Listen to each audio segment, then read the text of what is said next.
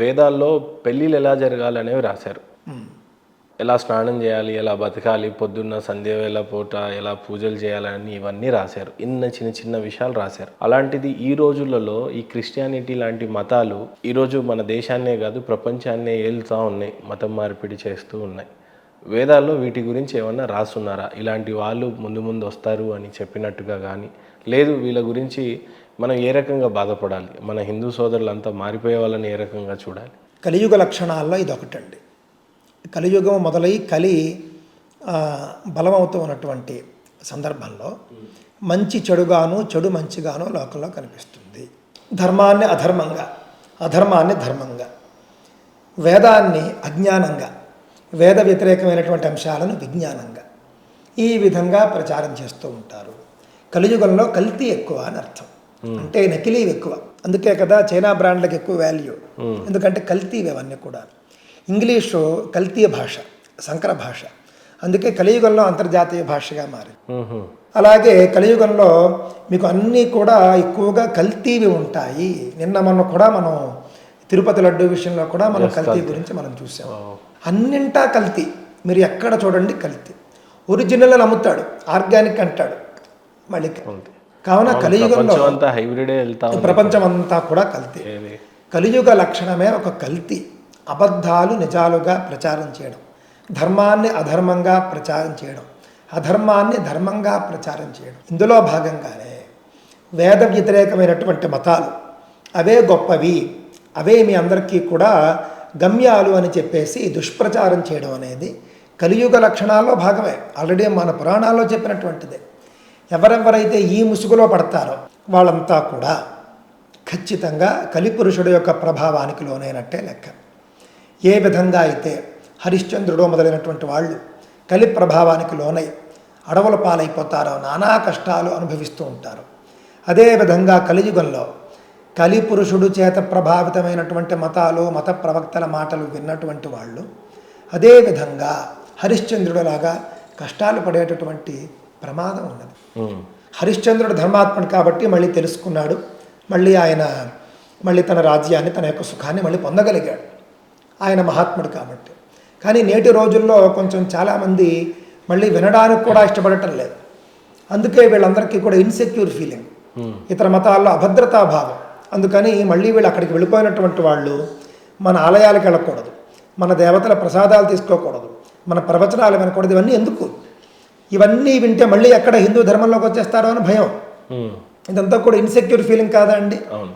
ఈ విధమైనటువంటి ఇన్సెక్యూర్ ఫీలింగ్తో బాధపడేటటువంటి మతాలు, ఇన్సెక్యూర్ ఫీలింగ్తో బాధపడేటటువంటి దేవుడు, నన్ను తప్ప నువ్వు ఎవరిని పూజించకూడదు, ఎన్నిసార్లు ఉంటుందో తెలియదు వీళ్ళ గ్రంథాల్లో, నన్నే పూజించాలి. ఈయన్ని పూజించకపోతే అట అవిశ్వాసుల పంటలు నాశనం చేస్తాడు, అవిశ్వాసులకేమో కష్టాలు కలిగేట్టు చేస్తాడు. ఈ విధంగా కూడా వీళ్ళ దేవుడే ఈర్ష్యతోనూ అసూయతోనూ రగిలిపోతూ ఉంటాడు. వీళ్ళు వచ్చి మా మతమే గొప్పది, మా మతమే భగవంతుడి వద్దకు అనరు, వీళ్ళు స్వర్గానికి చేరవేస్తుంది అని వీళ్ళు అంటూ ఉంటారు. సనాతన ధర్మంలో స్వర్గం కూడా లక్ష్యం కాదు ఎవరికి, మోక్షమే లక్ష్యం. కావున అందరూ కూడా స్వర్గం కోసం చేసేవాళ్ళు తక్కువగా ఉంటారు, మోక్షమే. కానీ అంతిమ లక్ష్యం మాత్రం మోక్షమే. స్వర్గానికి నరకానికి అతీతమైనటువంటి స్థానం.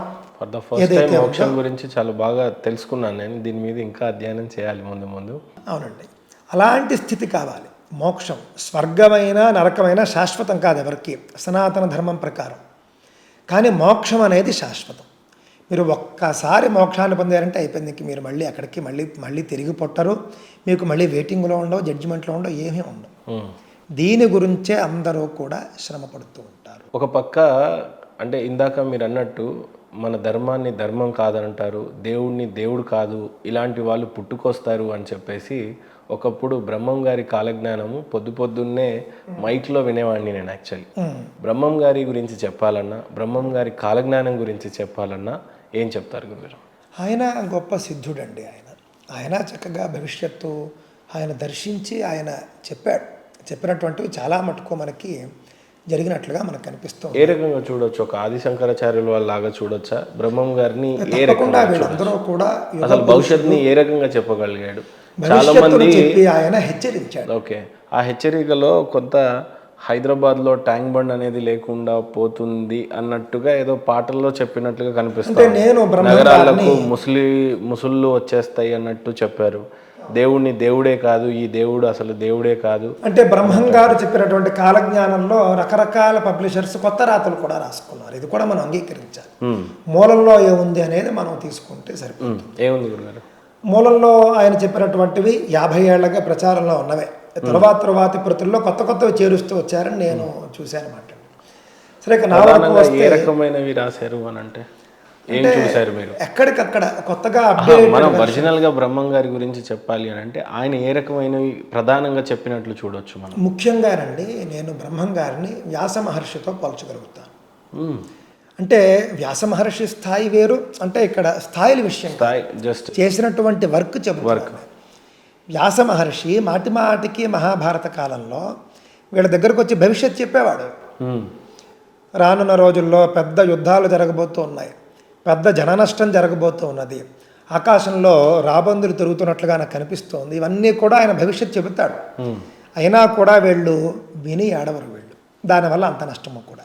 అదేవిధంగా బ్రహ్మంగారు హెచ్చరించారు, ఇలా రాబోతోంది, జాగ్రత్తగా ఉండండి. ఏ రకమైన విపత్తులు వస్తాయి అన్నట్టుగా ప్రధానంగా చెప్పినట్టు. అందులో ముఖ్యంగా ఆయన అంతా కూడా కలియుగ లక్షణాలే ఏవేవైతే మనకు పురాణాల్లో ఉన్నాయో, ఈ యొక్క ఆవుకు వేరే జీవి పుడుతుంది అని, ఆవుకు పంది పుడుతుంది, ఇలాంటివన్నీ కూడా ఆయన చెప్పినట్లుగా మనకు కనిపిస్తున్నది. చెట్లకు పాలు రావడం కానీ, యాగంటే బసవಣ್ణ రంకె వేస్తాడు అని చెప్పడం కానీ, కృష్ణానది దుర్గమ్మ ఉక్కు బుడకను అంటుకుంటుంది, అంత ఎత్తు వరకు వెళుతుంది, అలాంటివన్నీ కూడా బ్రహ్మంగారి కాలజ్ఞానంలో ఉన్నాయి.